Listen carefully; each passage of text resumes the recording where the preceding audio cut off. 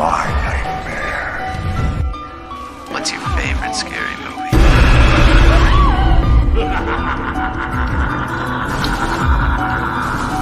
Let me play with this, Daddy.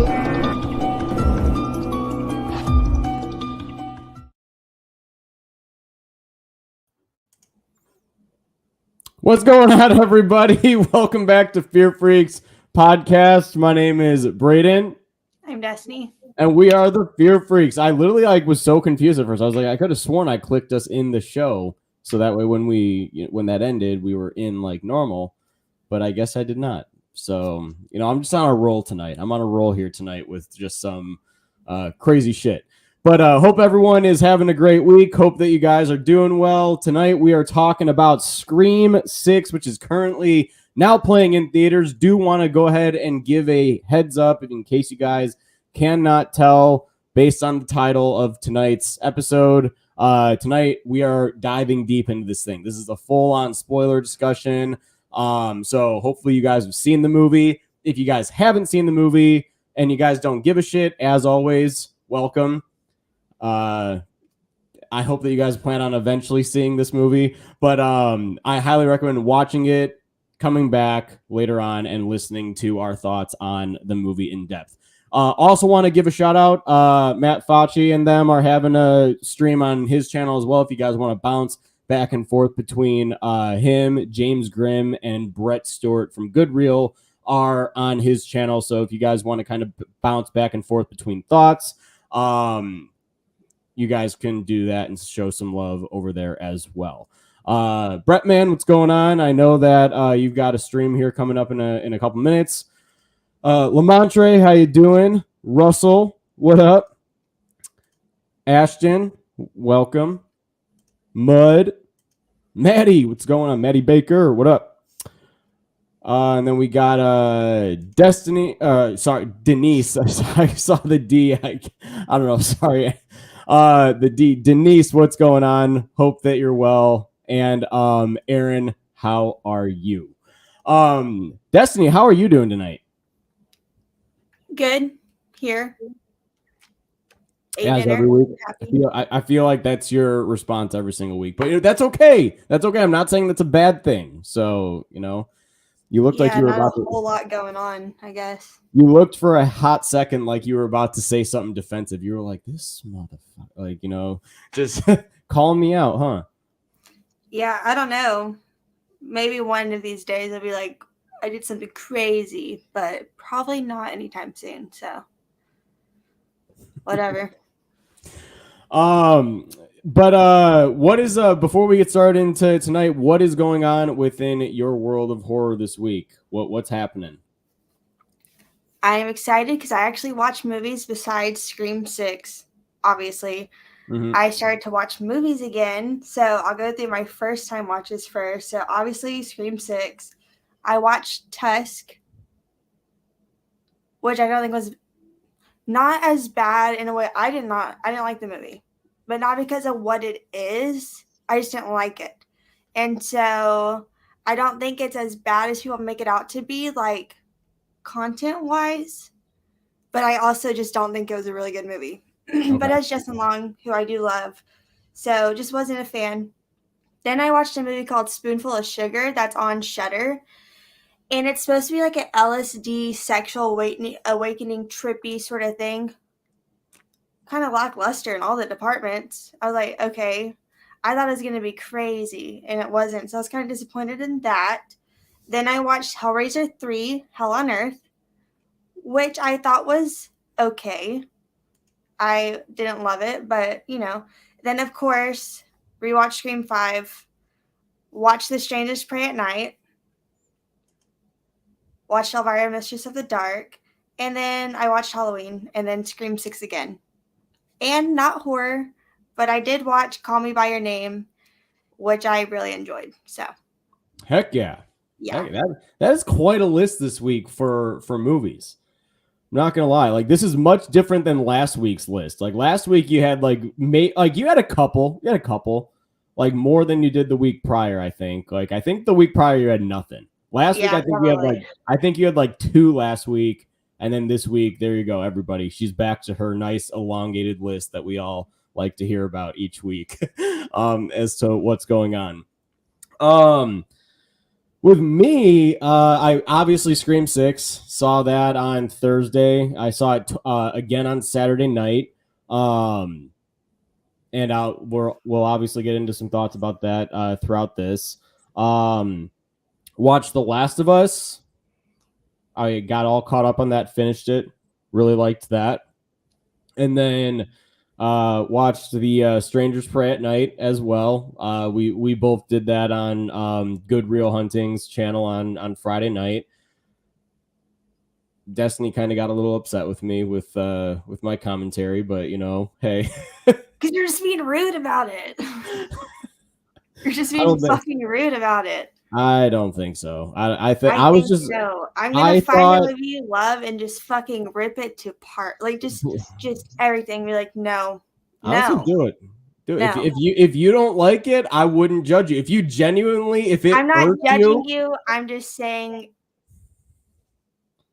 You're just saying that there's a better way to project your thoughts. So.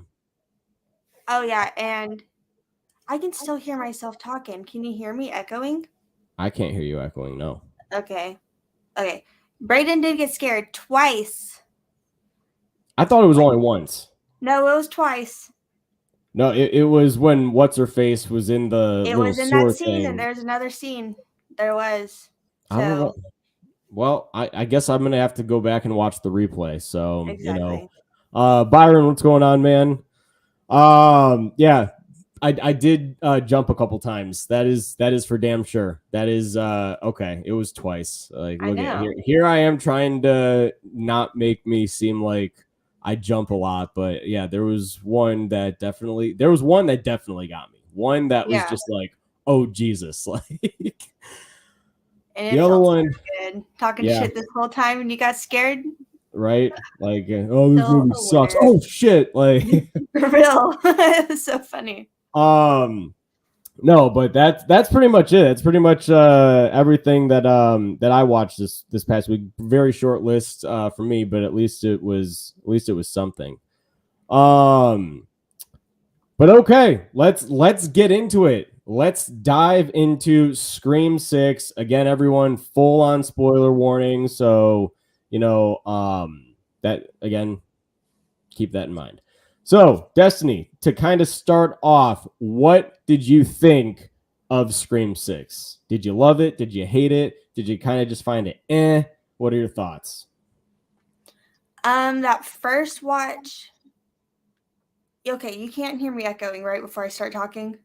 No. Okay. So my first watch, I really enjoyed it. I didn't quite love it, but I still gave it 4 out of 5 stars. It was just, and going into it, I knew this was going to feel different, and it did, but it still felt like Scream, but I was like, I don't know. It might be a little bit too different for me, maybe. But then on my second watch, which I even was telling people, I was like, I think on a second watch, I'll love it. Like, going into it, it was like, okay, kind of different. I needed to like warm up to it. Then on my second watch, I loved it. So I bumped it up to a 4.5 out of 5 right now. So I really loved it. Definitely didn't hate it. There's some parts that I was like, meh. But overall, I really loved the movie. And it was such a fun time in theaters both times I went. So. Moser, what's going on? No, I gotta agree with you. I agree with you, I should say, to an extent, because I loved it my very first watch. I walked out of it. I was feeling really confident about it. I was like, you know what? This is top 3 Scream movies for me. It definitely still sits at number 3 on my list. I think that this is a damn good sequel. Had a great time both times that I watched it.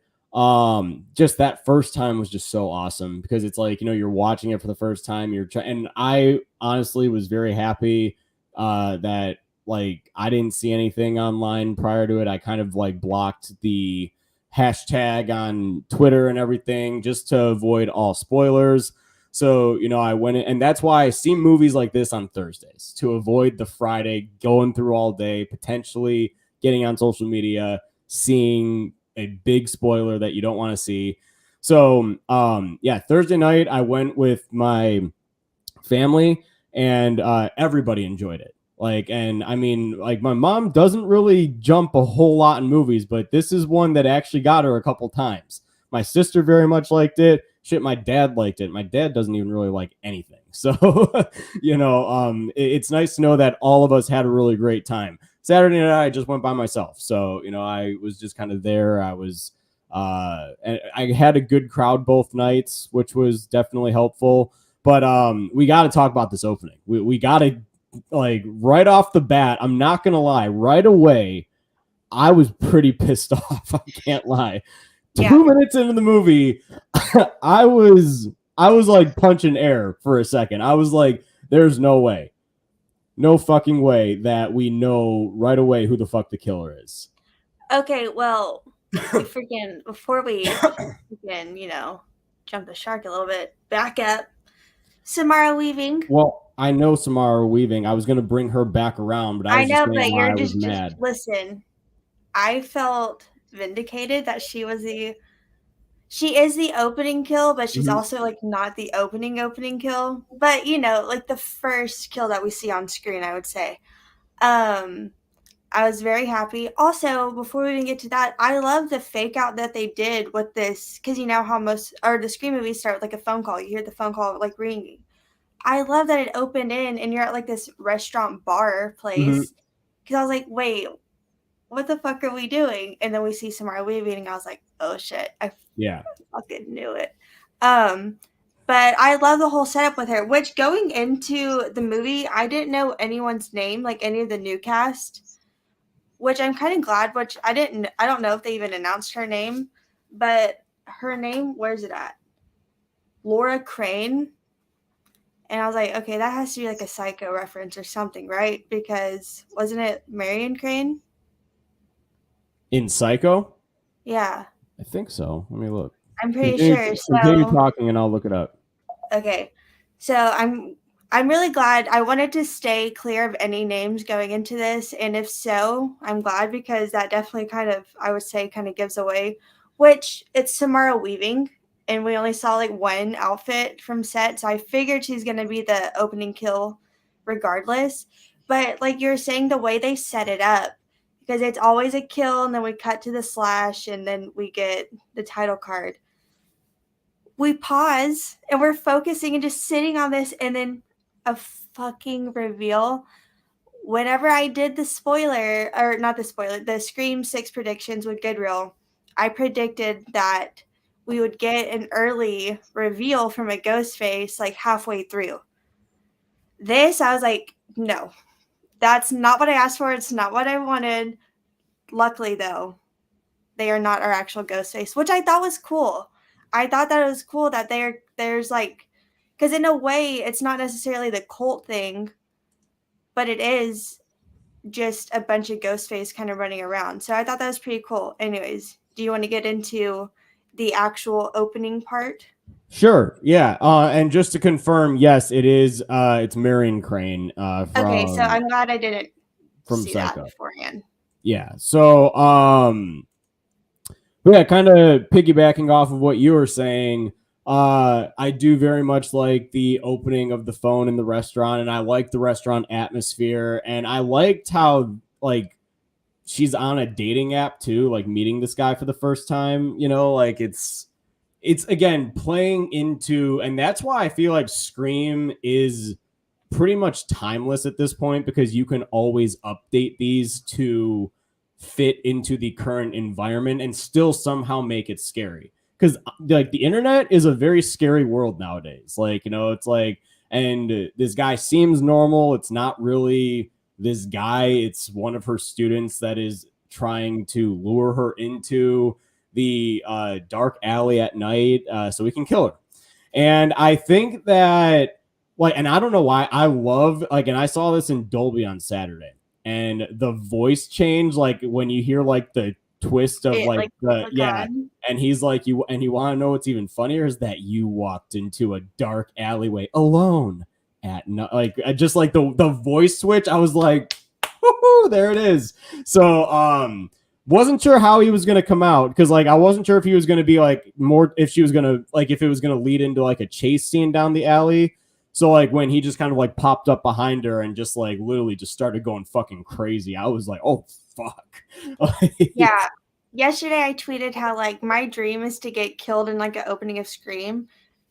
But I want something like this. I want a death scene like this to where it is just stab, stab, stab, and you're just screaming and blood is just pouring out. And it's just so like, it reminds me of I Know What You Did Last Summer with Helen, how like she's in this alleyway and there are people around, even though this isn't as like crowded, but it's still New York. Yeah. And so it's like being so close to help, but not helping. And then all he does is just like take it off and put it away and just walks. And then we get to see Tara establish a connection. And then we're back at their apartment, which I really liked because I was like, there's no way we're not going to get our normal sort of, you know, Scream title at this point. So right. And like I also did like the line like right before he killed what's her name? Laura, I think. Laura Crane, the professor. I did like the line like when he was like, now all I see is red. Boom. Blood splat on the mask. That was cool. But and then we get to their apartment and it's like he gets a phone call from his roommate who is and they were technically the killers that were going after Tara and Sam. And they were trying to finish Richie's movie. We find that out right away.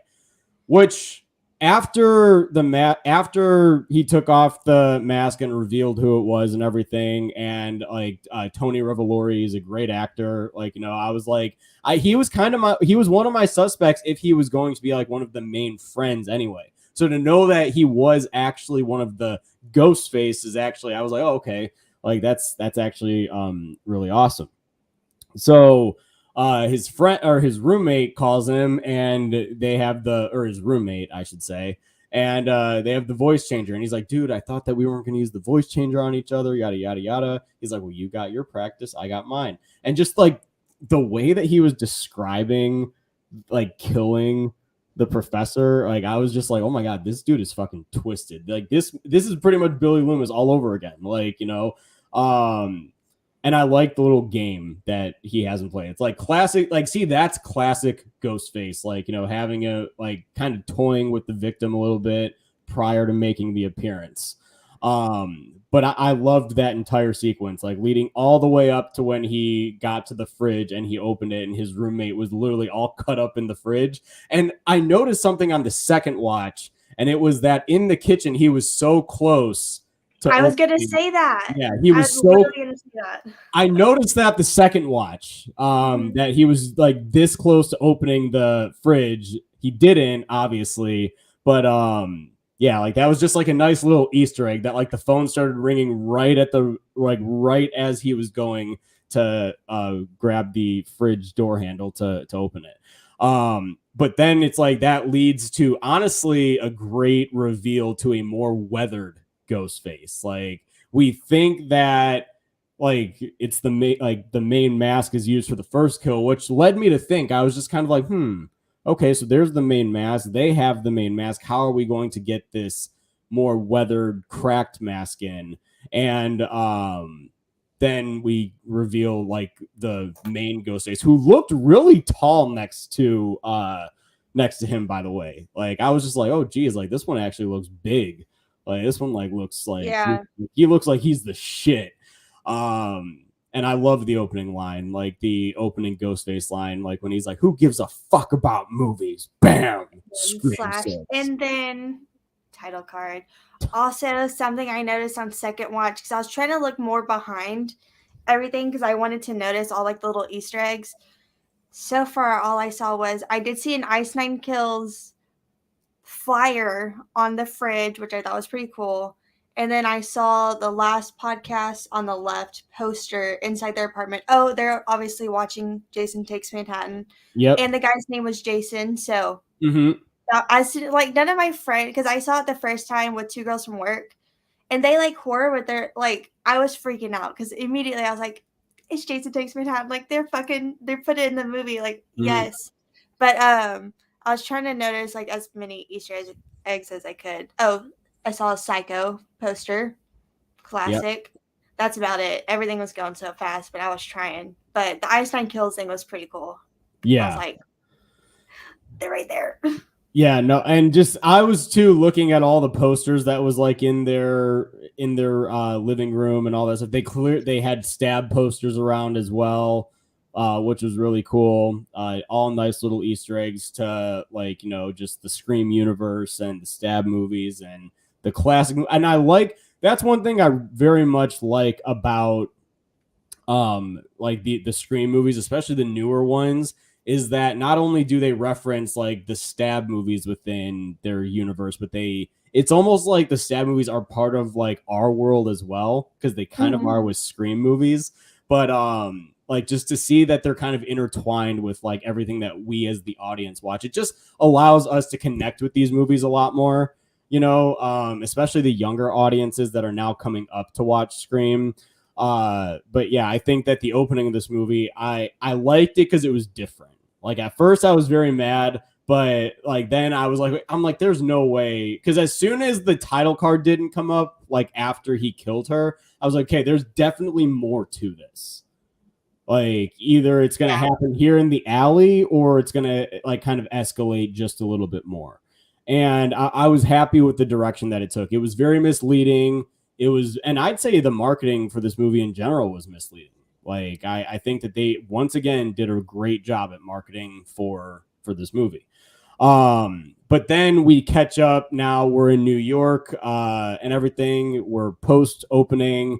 We're catching up now with Sam Carpenter, who is in therapy, talking about everything that had just happened the year prior. This has obviously affected her greatly.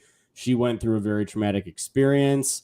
She can't really talk to anybody about it. And just to kind of compare the two, because I feel like if I don't say this now, I'm going to forget, to kind of compare Sam and Tara, Tara is trying to leave that in the past. She's trying to be like, that happened a year ago. I'm not going to let it affect my life anymore. Whereas Sam, I feel like, though, it hits Sam a little bit more close to home, being that she is the daughter of Billy Loomis, the serial killer. So I also think that that's why it hits her and affects her a lot more than it does Tara. So, like even like in therapy, like when she starts to open up to her therapist, who clearly says that she can open up to him. Isn't that funny? Like, when people say, oh, you can open up to me, and then they tell you some fucked up shit. And you're just like, I'm not qualified to deal with this, like, and that's exactly what happens. So Sam is just like, fuck you, dude. Like, you're just like all the other shrinks that, I can't talk to or whatever. So yeah, Sam is in a very emotional, vulnerable state, and rightfully so. Whereas Tara, she's kind of careless. So your thoughts? No, yeah, I would agree. But I like that they also try to have them like going different ways because like, yeah, I would imagine it's going to affect Sam more because like she is the one that is connected to everything. Like obviously Tara's her sister, but she is Billy's daughter. She is the connection.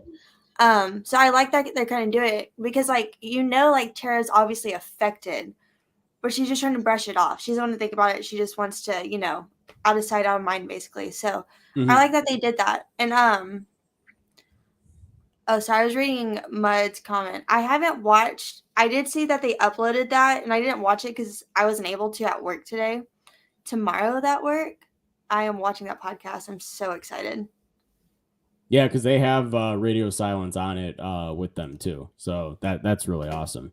And yeah, Chris, I was reading your comment too. Not misleading, but misdirection. You know what I meant. You know what I was trying to get at. Definitely. And I would say that this marketing was better than last year's because even last year's, I feel like even though like they didn't give too much away, if you like were to do like frame by frame, you can kind of see like who is where. Because I remember watching the trailer for this, and I remember seeing someone dead in the bathtub, and be like, "Oh fuck, I just saw someone." But then, yeah, like when we actually see the movie, he's no one.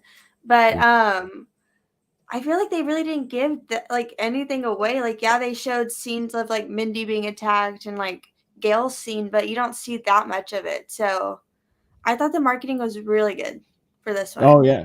No, I definitely agree. But I'm not gonna lie, like just the character posters just seem to be getting better and better. Like last year's character posters I liked, but I like the knife more. Like I like the knife character posters a lot more. Like with Yeah, with them like doing the yeah, there's just something about like Ghostface in the knife too, or like any sort of marketing like where there's the knife and the killer's like looking in it. Like I just think that is just it's awesome. And I really do like each of the character posters. Makes me curious to see how they're gonna market 7 and what the character posters are gonna be for 7 eventually. But yeah, like I think that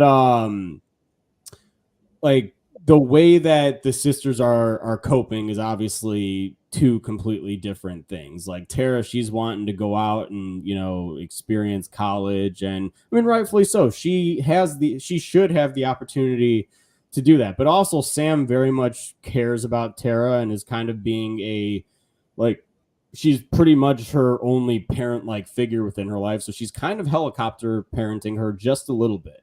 Like with like I mean even she gets mad like when she finds out that she went to that party. She was like, I begged her not to go to that party and everything. So, you know, there's definitely a lot of helicoptering there. yeah, which obviously during the scene after the frat party, Sam shows up, tases the guy in the balls, rightfully so. Yeah. She was drunk, so good. I'm glad that whole little fight scene broke out because fuck that guy. But Tara tell Sam like you have to let me go. Mm-hmm. And then immediately I was like, that trailer, that's coming back from the fucking part in that trailer, which it did. So that was really cool. And I love seeing Sam sort of like, because in 5, we've established she was like rebellious and did like drugs and was crazy. But from what we see, it doesn't look like that because she's like moving on from that part. And I liked in this movie that she's like feistier, like in that whole part with the girl that dumps like the diet cherry Coke on her and she's like trying to fight her. I was like, yes, this is what I want from Sam. Because you know she's done crazy shit. She talked about it. So I'm happy we got to see more of this side of Sam and not just so reserved. Yeah. I thought she was going to be a lot better. Not a lot better because I still think she was good in 5.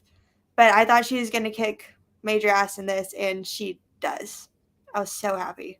She definitely does. And I am not going to lie. Like, I feel like that I liked the new characters in 5, but I feel like 6 really established me like loving these characters. Like, because like obviously this new cast has a lot of legacy to live up to when it comes down to the legacy characters with like, you know, Sydney, Dewey, Gail, those that we've seen in every single Scream movie.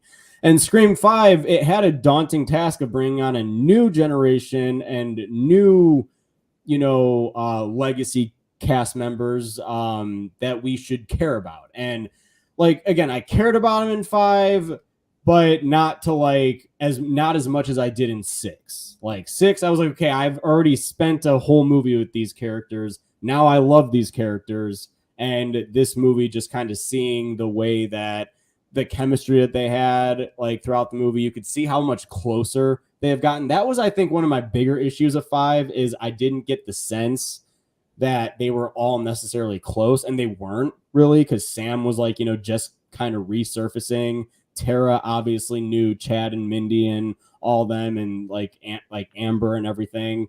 So like now that they had a year to kind of build this bond and establish this relationship, I like feel like that I was able to be on board with them more throughout the course of this movie. So this movie, and I said this in my initial review too, that like there are great characters in this film, and the core 4 is fucking awesome. I love the core 4. So they are so good because, you know, with 5, it does establish this new generation of characters that we're going to get, because obviously you have to start weaning off your legacy and transition into our new cast. And I think they're handling that very well. I like that the way they handled Sydney in this movie, because this is what I wanted. This is what I said after Scream 5. Like, if she doesn't come back, I want her to have a happy life. And so far, that's what she has. And I'm really happy. Obviously, Dewey, rest in peace. And then we have Gail. So I think they're doing a good job at sort of, dropping that. Because in 7, I mean, there's a chance Sydney can come back. I would like to see her one last time. But, if that was it for 5 and that's it for her, I think they handled that well. So I really did enjoy the core 4 in this group. I enjoyed them in 5, but this one definitely established that stronger relationship. Chris, that is right. That yes, Sam did used to babysit them as well. Before she just up and left. But yeah, like I think that the characters of the movie is great. Like you said, I like the feistiness of Sam in this movie for sure. I think that when everything starts kind of going down that night, when they all get back to the apartment, is like when I feel like the adrenaline starts to kind of kick in a little bit, because like they see this news report, they see that a Ghostface mask was left on the scene of 2 college murders that had just happened. Sam panics right away. She's like, we need to get the hell out of here. We leave in 10. And Tara's like, well, what the heck? Like, why are we leaving? And she asks Mindy and Chad to back her up. And I loved Mindy's line at first, like at the party. She was just like, I look at it like lightning. The odds of you getting struck twice is highly unlikely. And then it's just like moments later, there you go. Now all of a sudden everything is kind of feeling a little too close to home. And a brand new set of murders are about to start. And I do very much like that, because that leads into it's a very well-paced script, because that leads to Detective Bailey calling, like when Quinn calls, her dad, says that Sam needs to come down to the station, and like almost immediately, like within like the first like 15 minutes, we're into another chase scene. Like, I mean, it's, which I didn't expect that scene to be as early in the movie as it was. What's that shop called? What's the shop called? I mean, I know it's called a bodega, but I don't know the actual name of it. There you go. Bodega. Yeah, but I love the first phone call with Samantha, because she gets the phone call from Richie's phone, and you're just kind of like, what the fuck?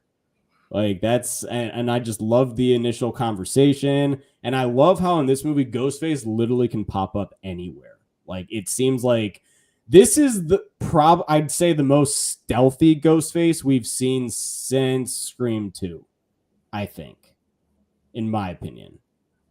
Yeah, I would say so. We see him running around, throwing a body, jumping through shit, flying over shit, basically dodging shit. And I feel like that's something Radio Silence captures so well with Scream 5 and Scream 6. I said during Scream 5, I've never been scared of Ghostface, even though I love Ghostface. There are scenes in 5 and 6 that watching it, I'm like, okay, that's actually pretty scary. That it's not like as silly as they used to be, because like obviously, scary movie and stuff, it makes fun of it. But with these new movies, it feels so much more intimidating and ruthless. Yes, the stabbings are so brutal. But I love that scene how you said he just pops out and then Tara fucking punches him. So good. Love it. And then we're in the bodega, which they did show a good amount of that in the trailer, I would say. Like, we see basically what's going to go down. I think the only thing we didn't see was, like, one death. Because it's, like, the guy that's, like, the fuck you doing? And then it's another guy, and then it's the shop owner. But then we get the scene, which I pointed out that it looks like Jurassic Park, and I felt very proud of myself for doing that. Yeah. As soon as I saw it, I was like, it's Jurassic Park. It has to be. Which is such a great, intense moment. Because, you have Ghostface back here, and they're here, and they're trying to, like, crawl through, but there's broken glass, and he's fucking shooting at them.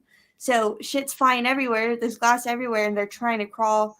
Sam takes a can and, like, tries to toss it, and then it works for a little bit until Tara hits some glass, makes a noise, and then they fucking shove that whole thing on him. So good. And then, of course, he disappears. Yeah. I will say it was hilarious because that was something new. That was something that we've never seen before. We've never seen Ghostface wielding a fucking shotgun.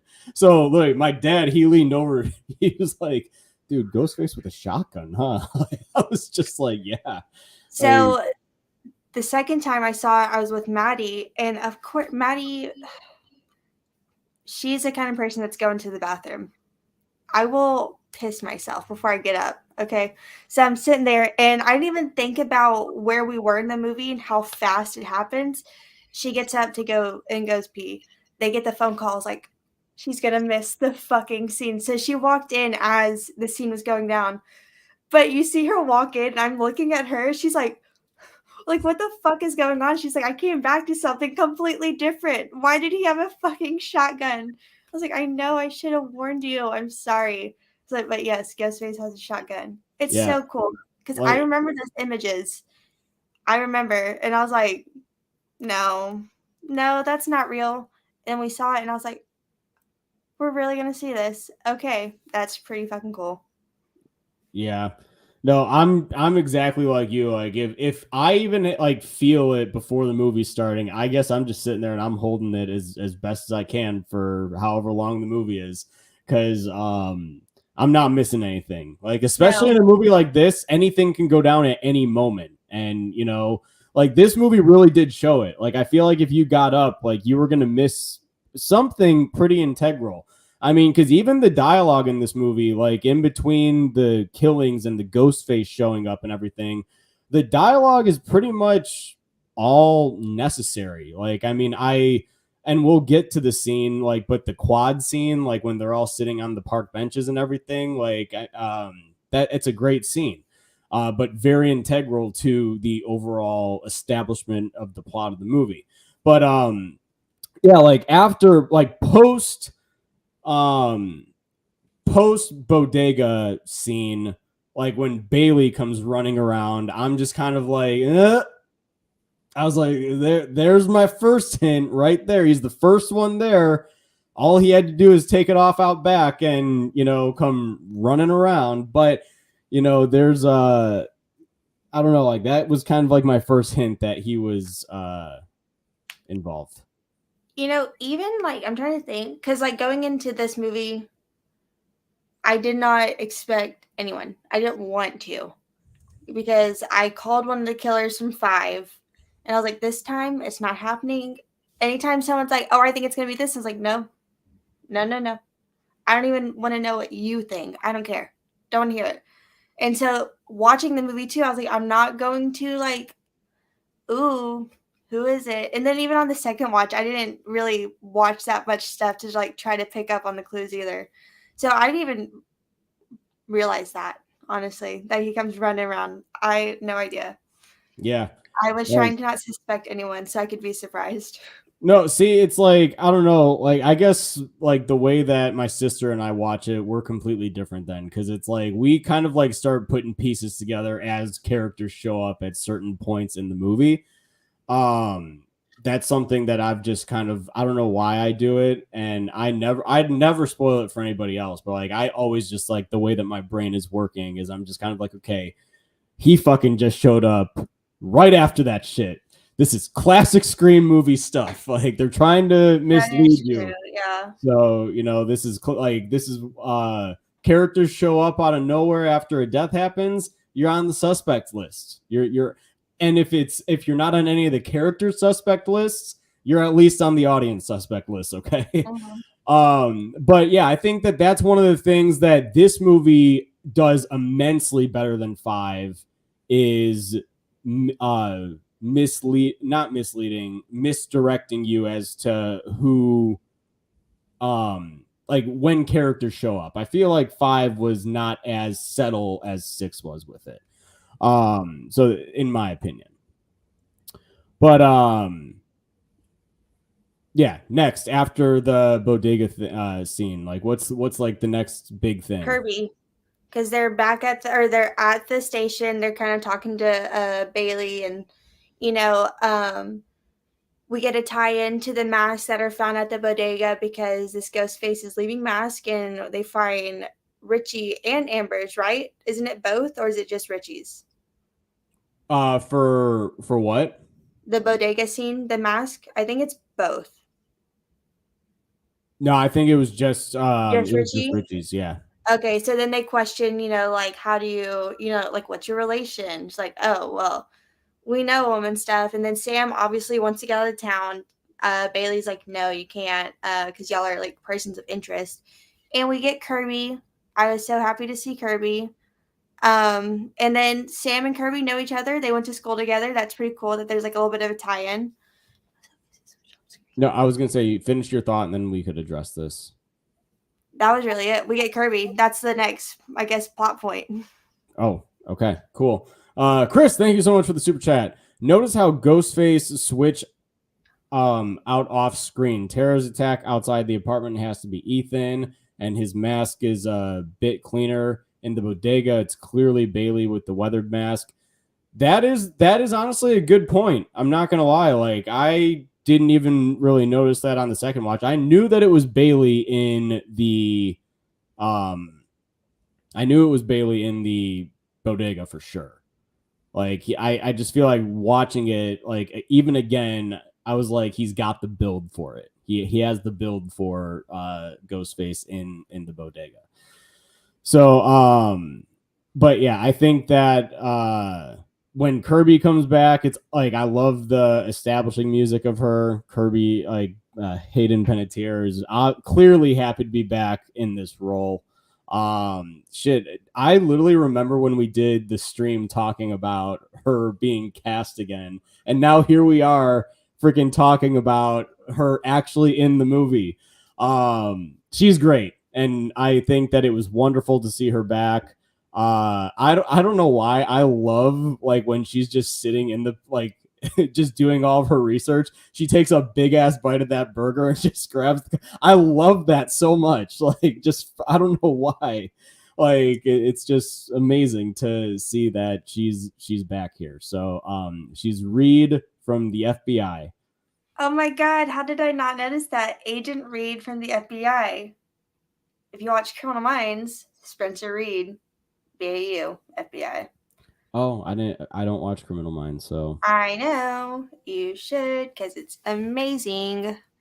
But I did not notice that. That's really cool tie-in.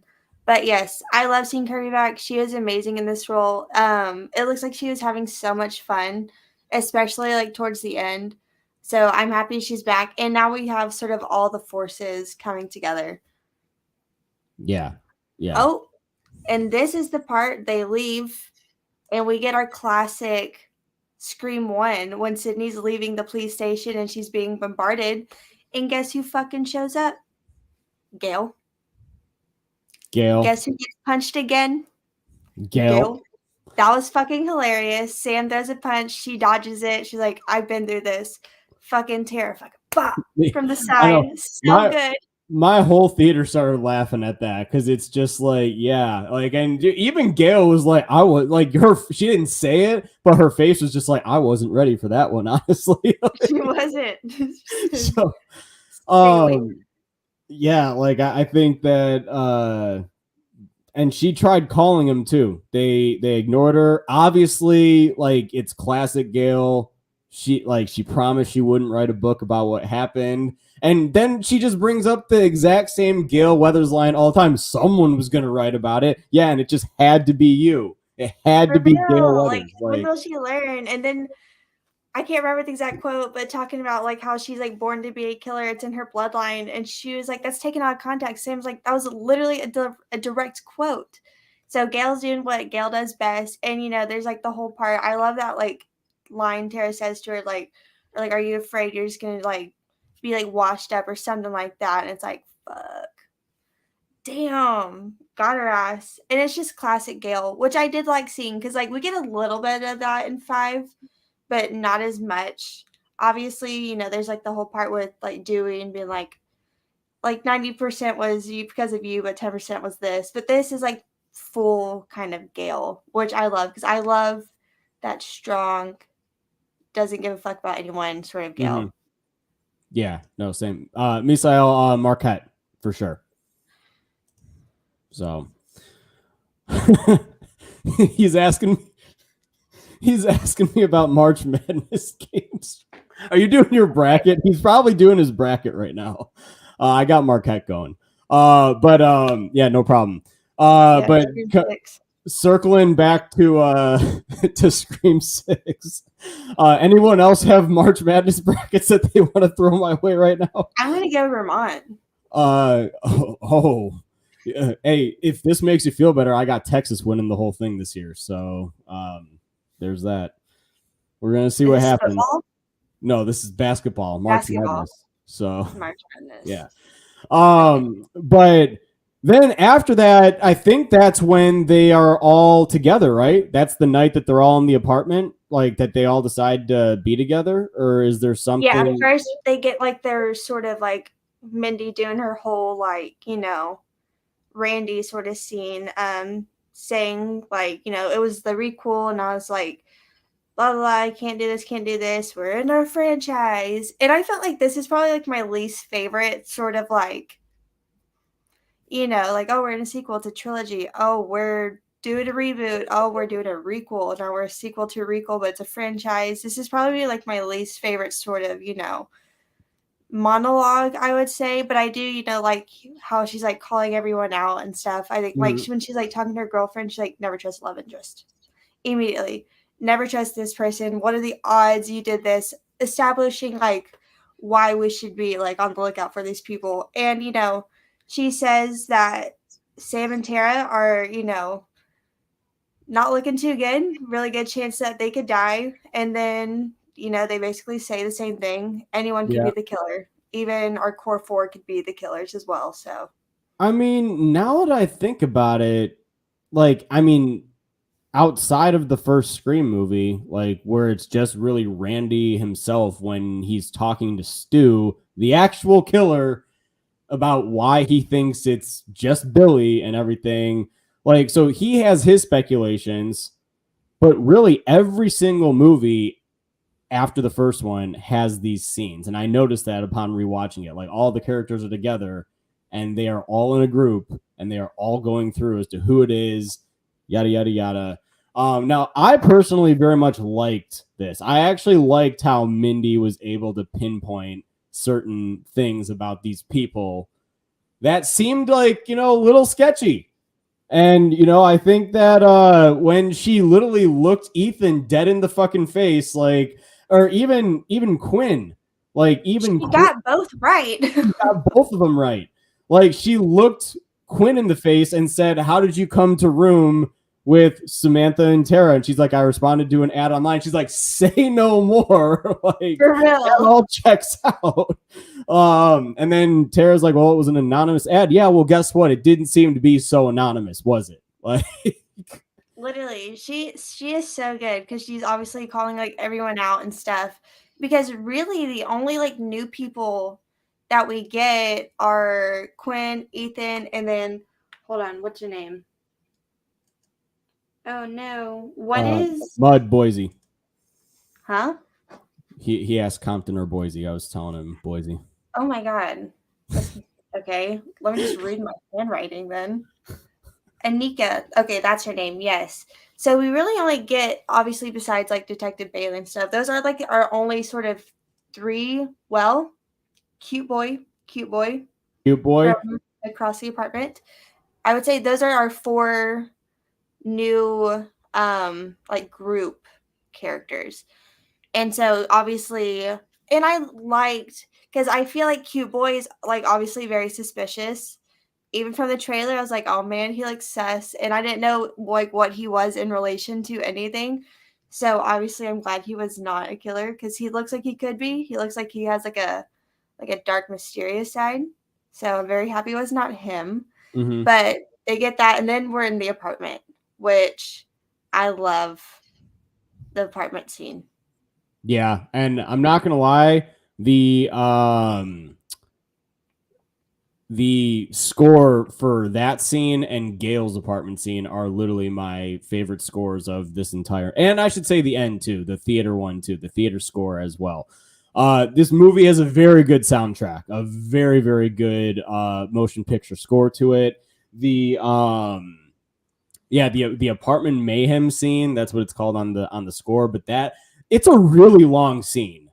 I will say we do get longer Ghostface sequences here than we do in a lot of Scream movies. And I was all for it because it led to some really great tense moments. The ladder sequence in that, everything that kind of like led into the ladder sequence was absolutely fucking incredible. I loved like when Danny was literally just in his apartment, he looks up and he just sees Ghostface in Quinn's room. And he's such a good scene. Such a damn good scene because he's like, I'm like sitting there and I'm really trying to tell him, like, is he acting? Like, is he supposed to just be like acting like this just to not be on the suspect list, or does he actually mean it? Like, he did a really good job at pulling it off either way. But yeah, like and that led to a very tension like moment because the core four are sitting at the table and Danny's trying to get Sam's attention, like, yo, come on. Yeah. He calls her phone and they're all like goofing Yep. around because she tells them like, oh, like I've been seeing him and stuff. And so they're all joking around, and then they all get a text message. All their phones go off at the same time, and it's a picture of Quinn being attacked by Ghostface. And because then they hear like noises and they're like, oh, like she's at it again, you know, like having sex. And then no, that's not what's happening. And so they kind of like corner her door, and they're all just staring there, and they say run, and then here comes her fucking body being thrown at them, falls onto Anika, and there's blood going everyver. I will not lie. I did not expect her body to come flying through the fucking door. If anything, I really thought that her body was just going to be left in there, and that what do you call it? It was just going to be Ghostface coming out charging. But I guess it made sense because like something had to fucking knock like one of the characters over in order to kind of start this shit. And like that's a small space too. Like for everything that was going on, everything that was going on in that small space, like it almost felt like any of them could have went at any moment. And that's what I loved about it. Like, that's what I loved so much about that whole scene. Yeah, it's very cramped, very tight. They're kind of running in and out of rooms, connected to bathrooms, getting to another room. So we're not fully aware of like the layout of this like apartment. And Chad and Tara like run out, and Mindy and Sam and Anika are stuck in there. Anika gets stabbed in fucking kind of like what they did to Dewey in 5. Gets stabbed and then pulls it up, and so she's bleeding. Mindy also gets cut, so she's bleeding. And then we get the whole ladder scene. Very tense, very well done scene. Obviously, someone's fallen off, and then, you know, when she's like, no, I'm right behind you, you go. I was like, she is a goner. And that scene was really good. When she falls and hits her head on the dumpster, so not only does she get stabbed and then, like, fall to the ground, she gets smacked, too. And that was really sad. I was like, oh man. Even though we barely know this character, I was just like, it was Mindy's girlfriend, so I was like, fuck. Yeah, she that is not cool. Yeah, she had a very good death. I think that I don't know why. I just loved like when Ghostface just comes through the, like, he's not even running at that point. I love how you could just see him walk behind and all their eyes just get super wide, just sticks the knife right in the, like right by the window, and he's just like, all right, you know what? Let's fuck around a little bit. And I mean, he's just clearly trying to, he's not the first try. He's not trying to actually like, you know, make her tip. He's trying to just toy with her a little bit. He's like, all right, because we all know she's fucked. He could have easily just pushed it forward and the ladder could have fell, which I thought he was going to do. But I'm like, nah, he ain't doing that. He's going to fucking play around with this. But yeah, that whole scene, tense as hell. Very much enjoyed that. Her death was great. And then that leads into the next morning where we kind of start like feeling around a little bit as to who was there and who wasn't. Ethan wasn't there. Chad gets very mad at him. Danny is talking to Sam. We see Detective Bailey come out, and he's like very distraught because he had now lost both of his kids. As we found out, Quinn had lost her brother. And so, in a way, you kind of feel bad for him. I actually felt for him in that scene. Yeah. So, like I think that overall I cared about most of these characters when Maddie, I looked over her in that scene. Her eyes were watering. And so obviously I didn't say anything. And I was like, you just wait, bitch. You fucking wait. She's over there like, oh, wow, that's like really sad. And I was like, yeah, really, really you're upsetting. like, you're right. Yeah, very That's so sad. sad. The first time I watched it, I was like, oh, that does suck. Because, again, wasn't suspecting him. Mhm. But he gets taken off the case, but he still wants to kill him because you fuck with my family, you're dead. Notice how he's staring at Sam into her Yep. soul Yep. whenever he says that. Yeah, I did notice that. I noticed that more so on the second watch. Yeah, Like when, definitely. yeah, like, and then I also love how it was kind of like a counter because Sam looked at him saying agreed, like, Agreed. which actually did pay off later on in the movie. So yeah, I thought that was like a really kind of like nice way of looking at foreshadowing that. Like they both are looking at each other like you fuck with our families and you're gonna fucking die. So Yeah. yeah, I think that that whole thing was great. I know that we're almost coming up to an hour here already. We're already at 56 minutes. Like I know. I'm trying to think what happens. like I mean they're all Gail they shows up. all who? Gail shows up. We move on Gale to the shows shrine. up.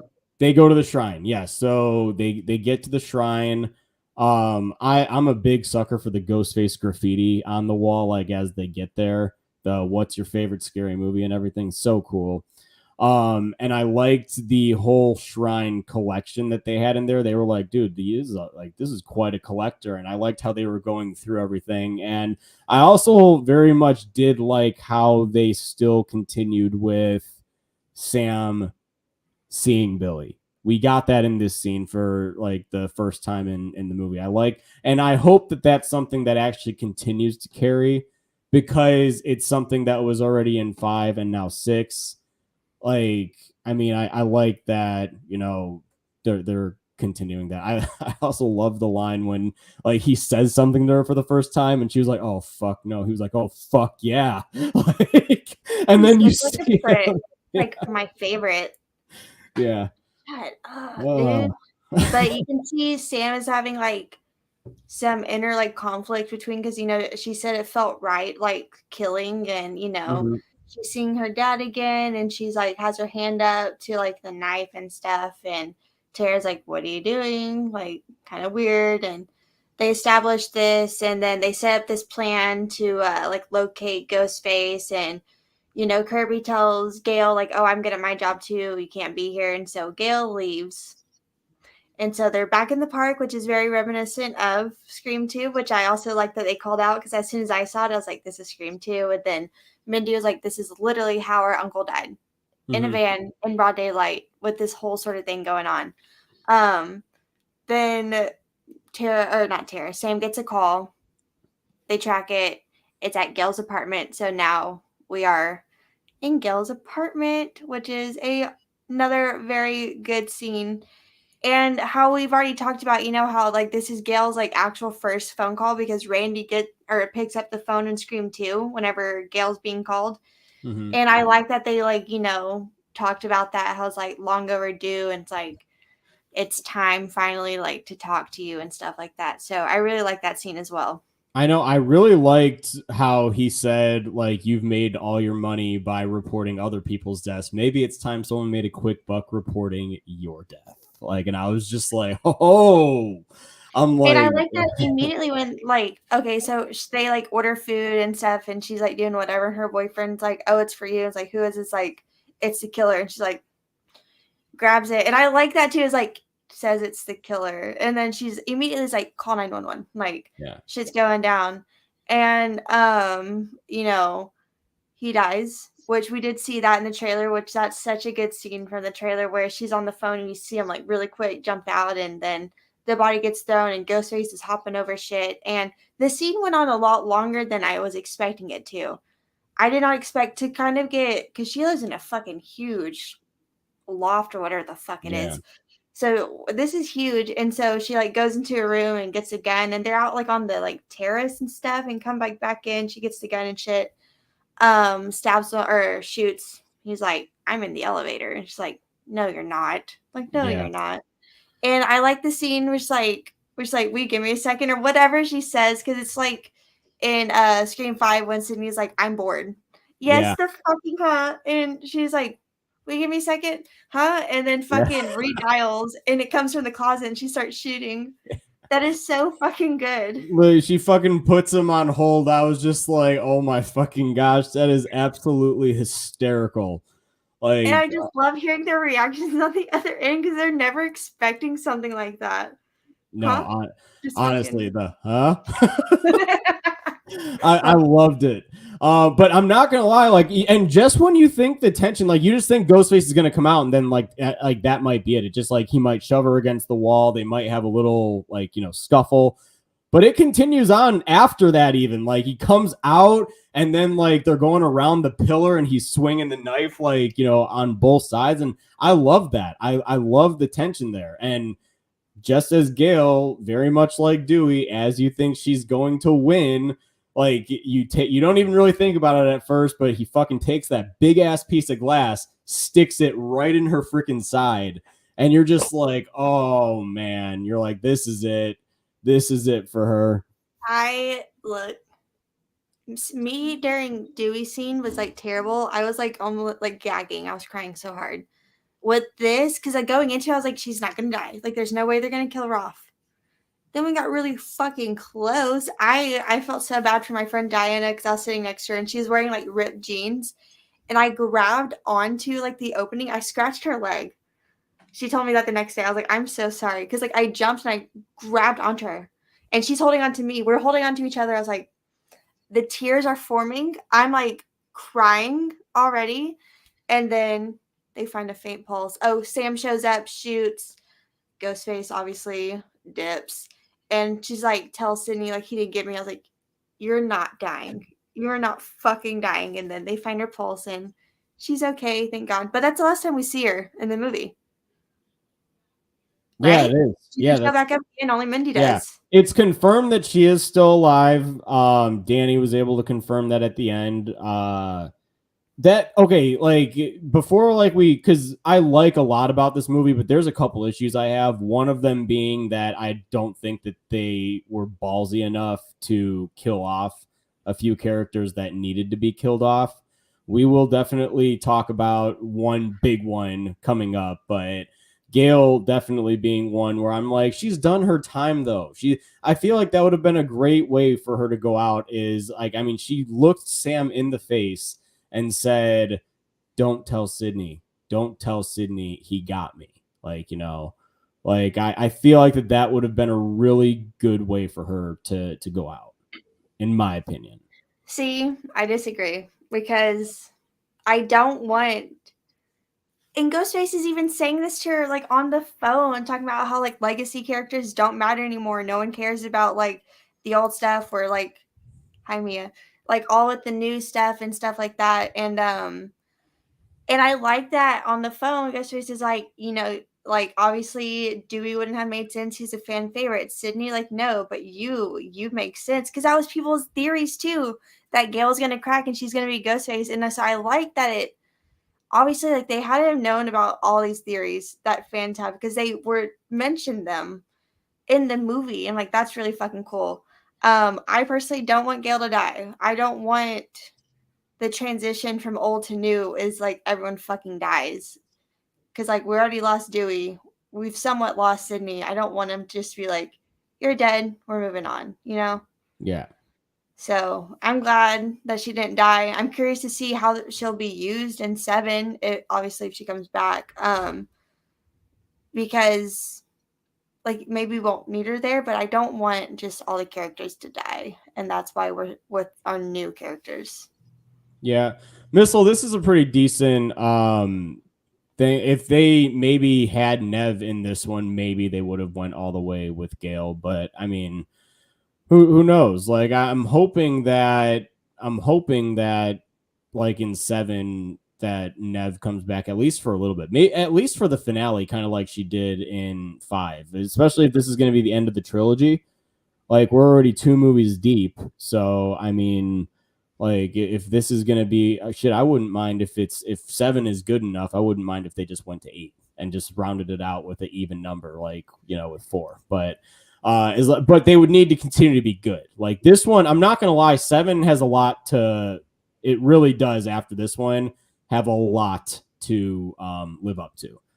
I just hope it doesn't turn into like fucking Saw 7, because Saw 6 was good, Saw 7 was fucking terrible. So, you know, but yeah, like after the Gale thing, it's like they find a way to lock him to go to the theater and essentially lock Ghostface in if anybody that goes in. Oh no! But before that, can't forget this scene: the fucking train sequence. The train scene in this movie is awesome. The train scene in this movie is great. Subway, right? It's a Subway. Subway, whatever. I'm just saying. Yeah, Subway scene. And Chris made a really good point earlier. He said it like way earlier, but talking about like the marketing and stuff. He said how he had he wouldn't have guessed that they were on 2 different subways. And that's a really good point, because I thought they were all going to be on the same subway. Like, the way it was edited, I was like, okay, they're on the same place. I see them fucking. And then he just ends with IDK. I don't know. I don't know. Just trying to get creative. The subway scene's very tense. Obviously, we get so many nods to so many different horror, whatever, everywhere. And some of them are like actually from movies. Some of them are just like generic Halloween costumes. We see some from the Scream or the Stab franchise. Obviously, we saw Grace Ladomas from Ready or Not, which is really cool. Mm-hmm. So a lot of Easter eggs everywhere. And we get to see so many people dressed up as Ghostface, which is just fucking scary. And I feel like they really utilize that because, for one, you have a shrine full of everything except for the mask, but all the cloaks and everything. And then you go on a subway and you see more Ghostface because they're everywhere, because this is like a little popular costume now. So you don't know who is who and which is which.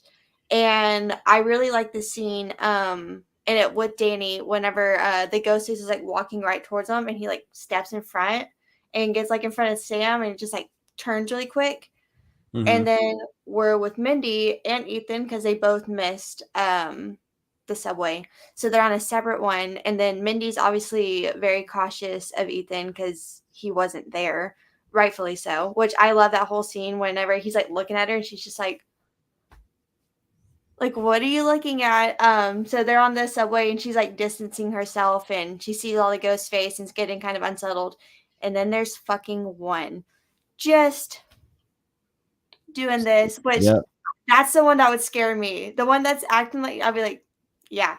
So she's already like unsettled. She keeps like backing away and stuff. And then every time the lights go off, Ghostface is in a different position. Fucking first looking at her. Terrifying. Yeah. Then standing up and closer, then it's not there, and then all of a sudden pops out and then fucking stabs her. Again. She's already been stabbed and she gets stabbed again. Oh my god, don't scare me like that. And Misael said, or am I tweaking? Maybe, don't do that. No, that actually really scared me. Because I was like, what's behind me? At first, I was looking too. As soon as I saw that comment come up, I was like, wait, what? I thought you meant the door, and then you can't even see the door. No, but that's what I thought. I was like, wait, what the fuck is he talking about? And I was like, oh, I see the box right there. So anyways. Missile, now you're gonna have her just looking at the camera the whole time, like watching it. So but yeah, anyway, yeah, the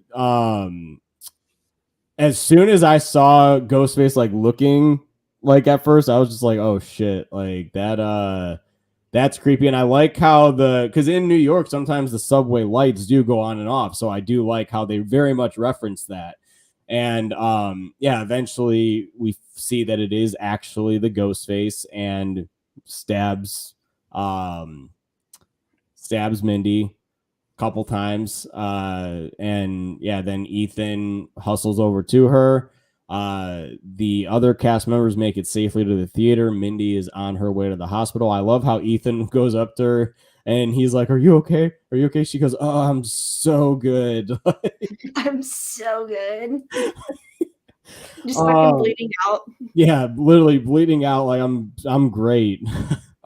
How are you doing today? For real. I've just been fucking stabbed again. I'm wonderful. Thank you. Yeah. But yeah, then we end at the theater. At the theater. Very much like I see where a lot of people are comparing this to Scream 2 because Scream 2's finale is at a theater. This movie ends at a theater. There's differences though. No, I don't know about that.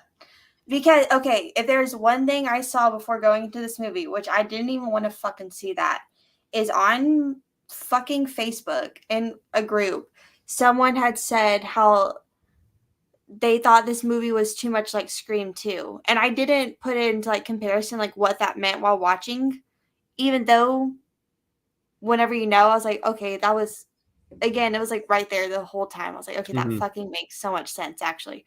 But watching the reveal and stuff, and as soon as they said, I was like, okay, this is like what I got from Scream 2. I didn't even think about the theater setting. I was just like the whole family relations, that part. I was like, we are. Yeah. I just mean in terms of like sequences and yeah, like the whole finale, yeah, it does take place like right in the center of the theater. Like, like that's where it takes place. That's where the killers are revealed. But prior to that, I'd say that the chase prior to that is immensely better than Scream 2, if you ask me. Like the whole, once again, there are subtle moments because we get the Tara and Chad who finally have a moment together, like as they're in that theater and they kiss. And then literally next thing we fucking know is Ghostface fucking stabs Tara in the back. And that leads to, again, another excellent chase scene in the movie. And I love how fucking Chad grabs the camera and goes, "Smile for the camera, motherfucker." Yes, and hits him right in the face. Fucking love that. I also love how he like is carrying it with him like for a weapon, and then as Ghostface is getting closer, he turns around and fucking throws the camera at him. There are just some good tense moments, but then okay, let's fucking talk about it. The end of the chase scene when Chad gets fucking literally. Go ahead. Before we get there, what another funny moment with Chad is one of those like mannequin type things gets beheaded, and he goes beheading because Mindy had said like any death, beheadings even, and everyone's like beheadings. And so I thought that was funny. I was like, that's good. Okay, now. That was funny. Now, I'm sorry, but Chad should be fucking dead. Dead to shit. I disagree. I do not disagree with that at all. He should be fucking dead. That is a character that, I love Chad. I feel like they set him up well enough to be like, you know what? He would have had a good death, but fucking he should be dead as shit, getting literally stabbed literally all over the like just getting shanked like fucking crazy by not one but two Ghostface. Like, okay, but if you're gonna say that, Dewey should have died in 1 and 2 and possibly 3, and he gets fucked up in 4. Dewey got stabbed in the back once in Scream 1. I'm just saying, listen, I'm happy he's alive. I don't want Chad to die. I disagree with everyone in the chat. I don't care. I'm glad he is alive. And there's a lot of people that's glad that he's alive, but he should be fucking dead is the point. Okay, should he technically? Sure. Am I happy he's not? Absolutely. No, at the end, when it's like, we got a live one over here, my friends and I were freaking the fuck out. We were fucking, because we didn't want him to die. Well, they had you at first, didn't they? They had you the first half, right? I was like, yeah. So, okay. Also, so obviously the double stabbings, it was cool. Then one of the coolest parts, I think, of the whole movie is the fucking double I grabbed my friend. I was like, "Oh my god, oh my That was god!" so clean. It was like when they just both turned and did it at the same time. So clean. Like, I'm not gonna lie, that was really awesome. It was so good. And then we have Tara and Sam. They both have their bricks and are kind of like gearing up because you have a ghost face and another ghost face. And then Kirby shows up and then Bailey shows up. And and then the ghost face is running up on Bailey and Bailey shoots Kirby. And, there's that classic, I'm not the killer. He is. So no, I'm not. She is. Don't believe him. Whatever. Ghostface shows up. Bailey shoots Kirby. And then we know he is a part of it. Yeah, as soon as they stopped right behind Bailey, I was like, "Yep, there it is." And then you just see the smile, and oh man, we find out it's none other than Richie Kirsch's family that is in charge of this. I did not expect, I think I did not expect it to hit as close with Richie. Like, it's all tied back to essentially Richie. Yeah, I was not expecting Richie. And from that very beginning, whenever you had Jason saying we're finishing Richie's movie and stuff, as soon as they said Richie, I was like, what the fuck? And then Richie's the one that's calling on the phone and stuff like that. I was like, going into this, I was not expecting him to have anything to really do with this movie. I was just like, he's just in the past. Obviously, I thought they would mention him. This happened last year, but not that his character and his family would play so much of, this entire movie. No idea. Yeah. Yeah, that whole thing, and the way that Ethan was kind of he because Quinn was obviously Bailey's daughter the whole time. The Ethan being his son too, and them all being related was definitely a big, oh shit, that's new. I actually kind of like that. Mm-hmm. But yeah, everything just kind of ties back to Richie. It the whole motive comes out to classic revenge. And I do like the whole scene at the end of when they're all facing off against each other. I think that's all great. But yeah, really, it all just kind of came down to revenge for, for them killing Richie, even though he fucking tried to kill them. So, funny. Same thing with Billy. Funny how that fucking works. Billy snaps, goes crazy, kills people, gets killed in the process. Mrs. Loomis freaks out because her son died. She turns into the fucking psycho killer, and then she ends up getting killed. Exactly. It's just it just all goes round and round, and eventually there's got to be a ghost face that's you know what, shit, they're right. This never works out for the dipshit in the mask, as Gail says. It never fucking does, and they always think they're gonna get away with it, but they don't.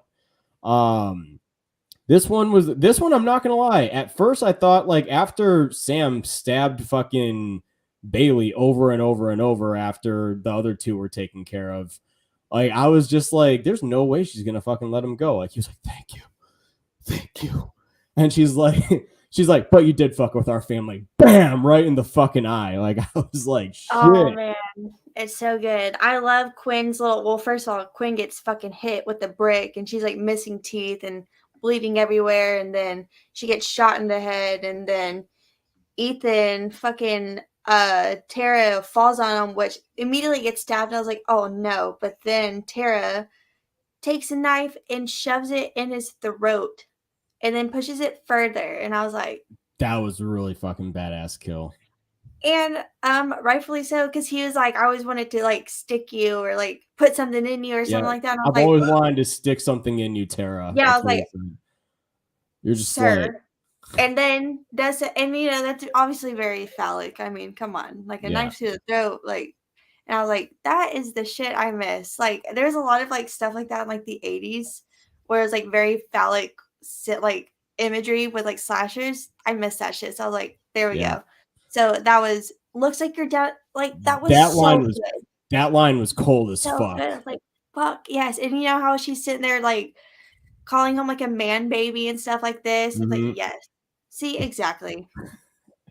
Yeah, exactly. That is true. John Wick's gonna take some damage and just be able to walk it off, and we're gonna be like, yeah. So Yeah, exactly. But yeah, I think, and I thought it was just, it made sense for Sam to shoot Quinn in the head, like, and Bailey to see it, like, actually happen, like, saw the fucking bullet go right through his daughter's head. Then it kind of leads into that whole thing. Now, it does make me wonder, Sam, can't even lie, she's getting a little too comfortable with this killing stuff. She even went as far as put on the Ghostface costume to go to Okay. do this. Sydney did that in the first movie, though. She did. Okay, that's true. And what does Sydney do in like the second one? Just shoots them like straight point in the head. They are dead, just to be sure. I think it's pretty fair. It's just less gun, more stabby. But whenever she's fucking attacking Bailey and the camera's like moving around and just like boom, boom, boom, I was like, oh my God, so fucking good. She is so good. Yeah. No, I mean, she really does go fucking crazy on his ass. That's for sure. And that's why I was so shocked. Like, when I was like, she's not going to fucking let him live. There's no way. Like, so yeah, No. you got to finish that. You got to finish that. You started that. You got to finish that. Like, Yeah.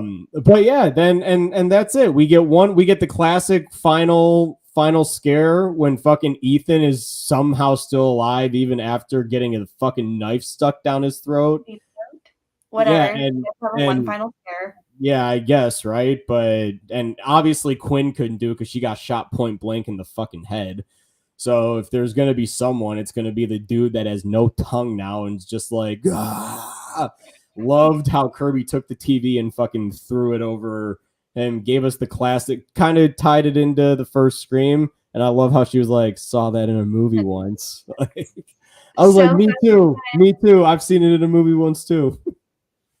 So good. And then we get our sort of, everyone, the ambulance are there, everyone's like out there and whatnot.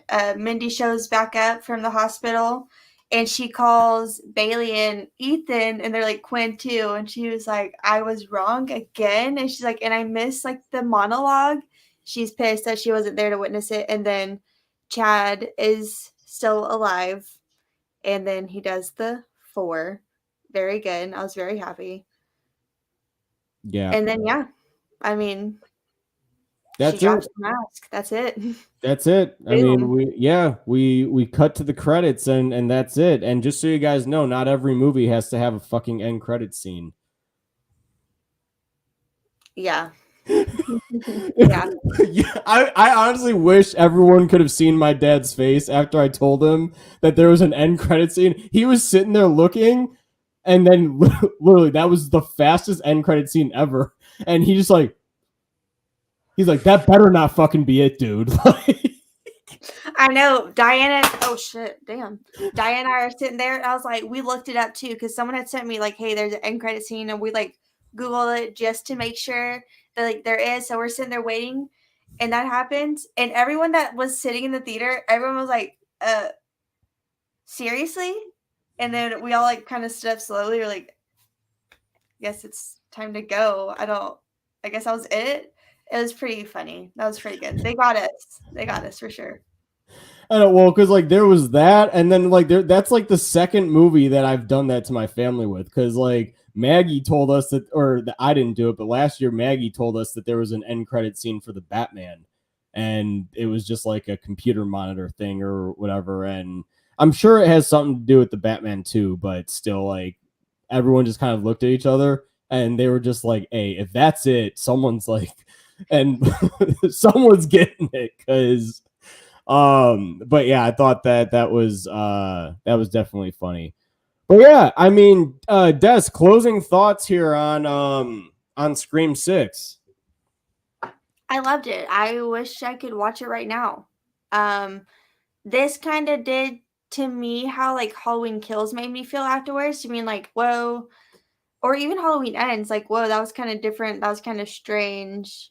But unlike Halloween Ends, I liked this movie, and it wasn't something that, like, needed to grow on me, really. It was just something like that was like a little bit jarring at first, even though it does definitely still feel like a Scream movie. It still felt different, but I think it felt different in like a refreshing way. And so I'm really excited to see where they go with 7. I really like the direction they're taking this. I love the characters that we still have, and I hope they continue to make Ghostface scary. Yeah, I'd say that these last 2 movies actually had like at least Ghostface, like, you know, when full costume Ghostface and everything. I thought that Ghostface has been very menacing and quite terrifying these last couple of movies. This one more so than 5, in my opinion. Yeah. And I think that the weathered mask definitely helped that out a little bit too. I liked how they beat it up a little bit. It was new. That was new. Just again, I'll say it again that there's just something about weathered masks that make them just look just, especially because you've grown up with like the clean white masks. And then you just see it now and you're just like, oh shit, that's really cool. It looked really good. It Really did. love the weather mask. It did. I was glad that was like the exact same mask that they used for pretty much the duration of the movie. So yeah, I was a big fan of it. I rank it at number 3 on my overall list. I think that this movie is not perfect. It's definitely got some plot holes and stuff, but I mean, there's stuff that happens in movies all the time in order for, you know, the movie to happen. The movie needs to happen. So you got to kind of get fictional with it. But yeah, I enjoy the heck out of this movie. I'm excited as shit for 7. I'm waiting for the announcement to happen for 7 because this was the biggest opening in the franchise for a Scream film. So we know 7 is inevitably coming. So I'm so excited. It's so great. I know I talked about this like last week, I think. Still on TikTok, all I see is Scream stuff, which obviously if I like Scream stuff, I'm going to see more Scream stuff.